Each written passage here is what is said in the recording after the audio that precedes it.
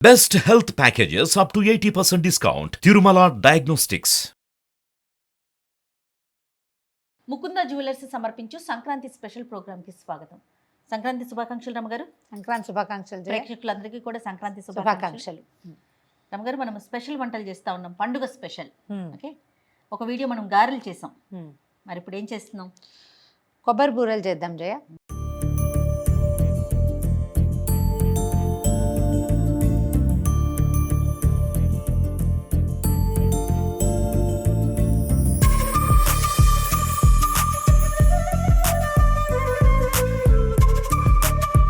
Last year అరిసెలు చేసాం కదా. అవును, సంక్రాంతి పండగకి కొబ్బరి బూరెలు కూడా చేసుకుంటారు కొన్ని ప్రాంతాల్లో. బియ్య పిండితోటి చేసే వస్తువు అంటే ఇప్పుడు తీపి వంటకం సంక్రాంతి పండగకి చేసుకుంటాం. అవును, అరిసెలు చేసుకోవచ్చు, ఇవి కూడా చేసుకోవచ్చు. అరిసెలు వీడియోలు ఉన్నాయి కాబట్టి అవి చూసి చేస్తారు అనుకో. అవును. కొబ్బరి బూరెలు చేద్దాం. సరే, మనం ఒక 1/2 కేజీ పిండి కొబ్బరి బూరెలు చేయదలుచుకుంటే 3/4 కిలో బియ్యం నానబెట్టుకోవాలి. ఓకే, బియ్యాన్ని కనీసం రాత్రి నానబోసి పొద్దునకి 10-12 గంటల పాటు బియ్యం నానాలి. కొత్త బియ్యం పోసుకుంటే చాలా బాగుంటుంది. లేకపోతే స్టోర్ బియ్యం ఉంటాయి, మన ఏమన్నా రేషన్ బియ్యం అయితే అది కూడా బాగా వస్తుంది. ఓకే, ఒక 12 గంటలు నానబెట్టి గిర్నీకి అవకాశం ఉండి పిండి మరకి పెట్టి తడి బియ్యం పట్టే మర ఉంటే తడి బియ్యాన్ని పట్టించుకోవటం, లేదా మనమే చకచక మిక్సీ జార్లో వేసుకుని చేసుకోవచ్చు. బాగా జల్లిచ్చేసుకోవాలి. 1/2 కేజీ చేయాలనుకుంటే 3/4 కేజీ బియ్యం పోయాలి, అది లెక్క. 1/2 కేజీకి 3/4 కేజీ. ఎందుకంటే 1/2 కిలో బియ్యం అని 1/2 కిలోనే పట్టించుకున్నాం అనుకో, పట్టుకుంటే పిండి చారిపోకపోవచ్చు. అవును, బెల్లాన్ని బట్టి ఉంటుంది. కొంచెం ఒక చారెడు పిండి ఎక్స్ట్రా ఉండటమే మంచిది. సో మనం 1/2 కేజీనే చేస్తున్నాం. ఈ 1/2 కేజీ బియ్యానికి ఒక 300-325 గ్రాముల బెల్లం. ముందు ఏం చేద్దామంటే బెల్లం సన్నగా తరిగి పెట్టాము. బెల్లాన్ని కొంచెం కరగబెట్టుకుందాము, పాకం పడతాం కదా. అవునండి, కరిగి ఇందులో ఉన్న ఇసుకని తీయకపోతే అది పంటి కింద పడే అవకాశం ఉంది. ఒక గ్లాస్ నీళ్ళు పోసి ఇందులో కరిగెన్ని పోయి చాలు. చాలు చాలు. బెల్లం ఒకసారి కరగనిచ్చి వడపోసుకుని పాకం పట్టుకుందాము. అలాగేనండి. పిండి పట్టించేసినట్లున్నారు కదా. ఆ పిండి పట్టించేసాం. పిండి పట్టడము మిక్సీ జార్ పెట్టడం మీకు చూపించలేదు, కానీ పిండి గిర్నీలో పట్టించేసాము.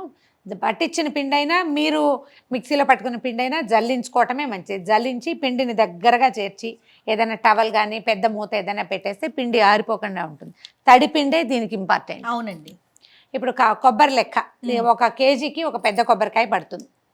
మనం 1/2 కేజీ పిండి చేస్తున్నాం కాబట్టి ఒక చిప్ప కొబ్బరి కోరి పక్కన పెట్టుకోండి. కాసిన ఏలక్కాయలు పొడి కొట్టి పెట్టుకుందాము. ఇదిగోండి, మనం కొబ్బరి కోరేసుకున్నాము. అడుగును కూడా తీసేసాము, అది బ్లాక్. అది కూడా కూరంతో కోరితే అడుగు నలుపు రాకుండా ఉంటుంది. కూరం అవకాశం లేకపోతే మిక్సీలో వేసేసుకోండి. తర్వాత ఒక 10 ఏలకులు పొడి చేసి పెట్టుకోవటం. ఏలకుల పొడి కూడా చేయించేసి కొంచెం నెయ్యి నూనె దగ్గర పెట్టుకోండి. అంతే, కొంచెం నెయ్యి నూనె అవసరపడతాయి. బెల్లం కరిగిపోయిందమ్మా. దీన్ని పెద్ద గిన్నెలోకి, మనం ఏ గిన్నెలో పాకం పట్టుకోదలుచుకున్నామో అందులోకి వడకట్టేద్దాం. చిన్న నలకలు వస్తాయి. ఏదన్నా లేకపోయినా మనకు ఒక అనుమానం రమ్మగారు, చేసేసుకుంటే అయిపోతుంది. బెల్లం కొంచెం తెరలనివ్వండి. దీనికి ఏంటంటే అరిసెలకు వచ్చినట్టుగా టంగు పాకం రావక్కర్లేదు. అవునవును, తిత్తి పాకం రావాలన్నమాట. అంతే అంతే, తిత్తి పాకం రావాలి. నీళ్ళు పోసాం కదా కరగడానికి, కొంచెం ఇది తెరలి పాకం వచ్చేదాకా ఆగుదాము. పాకాన్ని కొంచెం చెక్ చేసుకుంటూ ఉండాలి. ఒక నీళ్ళ పళ్ళెంలో వేసి దాన్ని ఇట్లా దగ్గర కదిపి చూసుకోవాలి. పాకం దగ్గర పడుతుంది జయ, చూడండి. అవును రమ్మగారు, నురుగు వస్తుంది. ఇది ఎట్లా అంటే నీరు పళ్ళెం పెట్టుకుని అందులో చెక్ చేసుకోవాలి. ఇప్పుడు చూడు, పరిగెత్తి పారిపోతుంది. ఇది ఇంకొంచెం చిక్కపడాలన్నమాట. ఇది నీటిలో కరుగుతున్న ధోరణి ఉంది. ఇంకా ఇంకొద్దిగా చిన్న తిత్తిగా రావాలన్నమాట. తిత్తి పాకం ఉండాలి, అక్కడే ఉండి ముద్దవాలి. ఇప్పుడు నీళ్ళలో మెల్లిగా చూడు ఒక రకంగా కరుగుతోంది, ఆ కరగకూడదు, ఇంకొంచెం కావాలన్నమాట.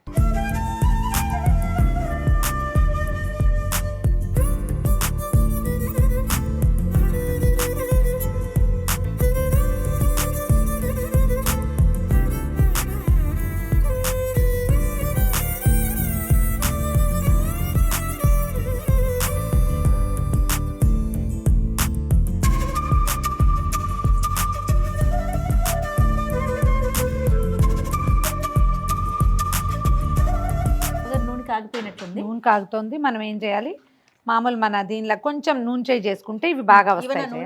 ఒక డ్రాప్ నూనె, కొంచెం నూనె చేసుకుంటూ మనం అరిసెలు ఎట్లా ఒత్తుకుంటాము, కాకపోతే అరిసెల్లాగా అదిగో తేలు వస్తుంది చూడదు పైకి, వేగంగానే పైకి వచ్చేస్తుంది.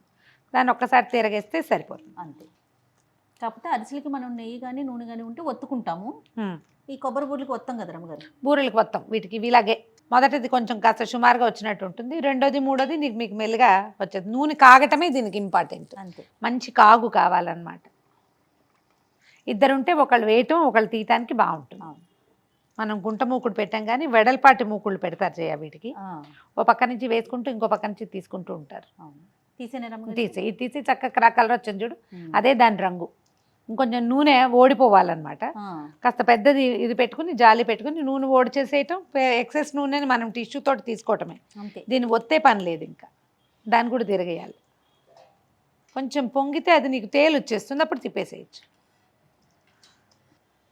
అటు నుంచి తిరిగి చేతి ఓయ్ ఓయ్. రెండు కలిసి ఓ చోట కూర్చుంటున్నాయి.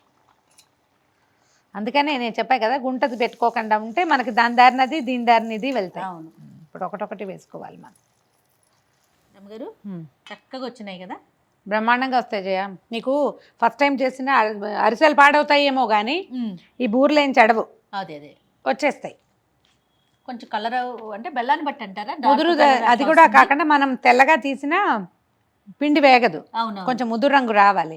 మనం తీసిన దానికంటే ఆరాక ఇంకొంచెం ముదురుతుంది రంగు, అవును, కాస్త colour ముదురు రంగులోనే ఉంటాయి కొబ్బరి బూరెలు. అదే అదే నిలవ ఉంటాయి జయ, చక్కగా అవును. నిలవ ఉంటాయి, రుచిగా ఉంటాయి. సో సంక్రాంతి స్పెషల్ కొబ్బరి బూరెలు మీరంతా కూడా తప్పకుండా ట్రై చేయండి. మరి ప్రేక్షకులకు ఇంకొకసారి సంక్రాంతి శుభాకాంక్షలు చెప్పేద్దామండి. తప్పకుండా అండి. మళ్ళీ ఒకసారి వంటకం గురించి చెప్దాం. చెప్పండి. ఫస్ట్ టైం ట్రై చేసినా చక్కగా వస్తాయండి. పొడిపిండి మాత్రం వేయదు, తడిపిండి వేసుకోండి. నేను చెప్పిన కొలత కరెక్ట్గా యథాతథంగా ఏం చెప్పానో అదే చేస్తే ఎక్సలెంట్గా వస్తాయి. ఎంత బాగా కుదురుతాయో చక్కగా 4-5 రోజుల పాటు నిలబెట్టుకుని డబ్బాలు పెట్టుకుని తినచ్చు. ట్రై చేసి చూడండి తప్పకుండా. సో ప్రేక్షకులందరికీ మరొక్కసారి సంక్రాంతి శుభాకాంక్షలు.